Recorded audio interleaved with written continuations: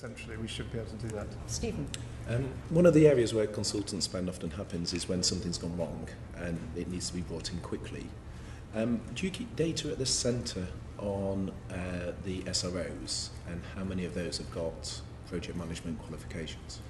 I don't know that we have specific data to hand that I could lay my hands on. But one of the things I was saying earlier was that the plans we have for the Major Projects Authority is to be certain that one of the questions that we absolutely want a certain answer on is that the person who is the SRO isn't just the person who thought the policy up. It is the person who has the right all-round skill set, which will often involve having been a significant implementation partner. And if we haven't got that person, and this is another common cause I have found in my personal view of the projects, is it's usually departments that haven't got a history of big projects and programs who do it with the best person available to them, but not the best person available across the system. Could you perhaps liaise? And that's what we're trying to introduce. Could you perhaps liaise with the departments to let us have a note of what the percentage is? Because it'd be interesting just to know how many are generalists and how many are actually project managers. Is it the case though? I just wonder that whether people who are really good at program project management all have a technical qualification in it. It would be unusual. Well, I guess the question is, what visibility do you have on who is being hired as SROs? Because we do see in this committee quite often the issue of where does accountability sit. Yeah. And I think there's a concern that the permanent secretaries are slightly above the day-to-day running of projects to be truly held accountable. But then the SRO tends to be a generalist or often disappears at the point at which it's come to this committee because there's a problem. And I'd be just interested as to how that's been managed. I would suspect that is one of the, what I was saying, one of the common causes of problems in the past. And it usually comes back to the small department problem. If you know, DWP have some of the best people around. They move them around within DWP. Sometimes we want to get them out of DWP to DEFRA for the Royal Payments Agency or whatever it is. And that's the type of role that I think my organisation... I don't know, for example, if the training college at the Civil Service has particular courses for the SROs or how that's going. So it'd just be interesting to know. Can I bring it back a bit more specifically to the report? In PAC 1.10, page 16, says departments were asked to provide details on their spending on consultants broken down by categories, as defined by the Public Sector Procurement Expenditure Survey. Few departments were able to provide details, and over a third of all spending is uncategorised. Do you have a date as to when that's going to be resolved by? I would, to be frank with you, I think the realistic first chance we will get that sorted in full is from the new financial year. Because what we're trying to do with this financial year is move to the position where we have that new category purchasing system up and running for April.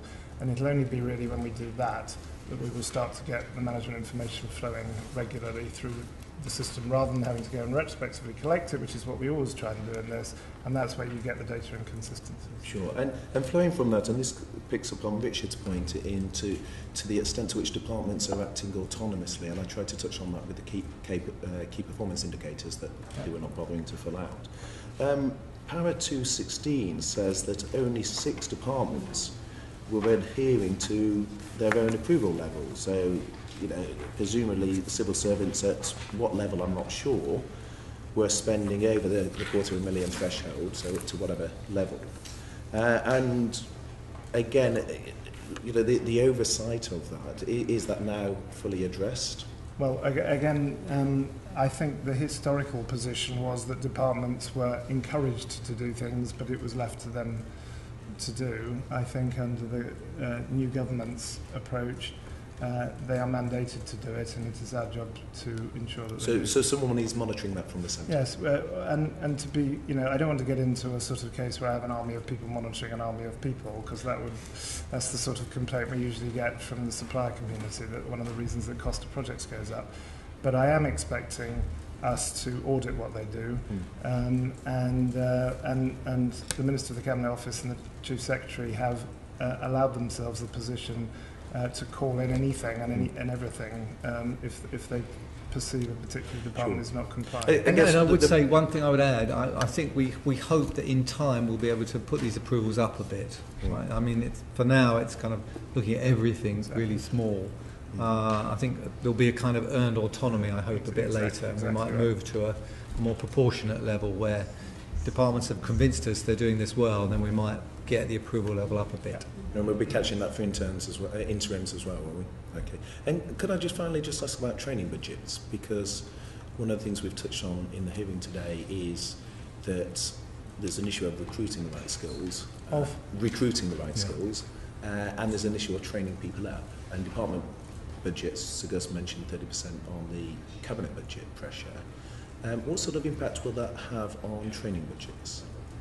I think there is a short-term risk on training budgets, to be honest. It's always the case that whenever you're in a financial hole in an organisation, it is one of the things that most comes under pressure, which is why we're doing an explicit review of what we're calling learning and development, which I think is analogous with training. We have Lucy Nova-Rolfe doing that review for us from Tesco's. But I mean, and our intention would be then to set the expectation for the whole spending review period about how much people should invest in training and what the best way to deliver it is. And but to answer your question, I think what you will see is quite a big dip in learning and development expenditure, because with the change of government, there's just been so much in the way of new people bedding in and all sorts of new policies, and the spending review. There's been a lot of kind of internal work and not much time for learning and development.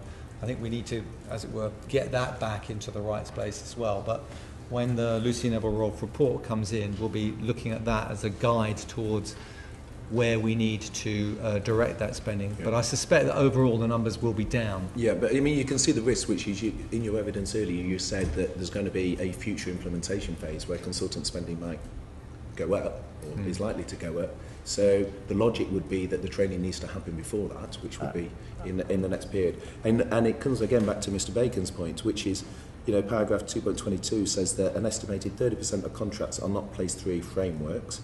2/3 of these are not completed, the frameworks. So we've got departments not completing the frameworks, we've got departments that were going outside their thresholds.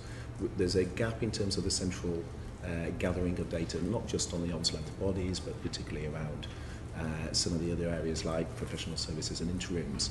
And there's the issue of the SROs. And the concern I have is very understandable that training budgets would be squeezed, but there's a potential to squeeze them just ahead of the implementation phase, which is the exact phase where potentially... Yeah, I think if I can refer back to the answer earlier, I think there is an opportunity for us in the period between the brakes being slammed on, if you like, and the new reforms biting, to actually get some of the things that you highlight in order, and particularly getting better quality of data, making greater control over the start of new projects, getting the right sort of SRO, and also we want to continue to increase our own capability in some of these critical things that we've talked about, IT, finance, project management and the like.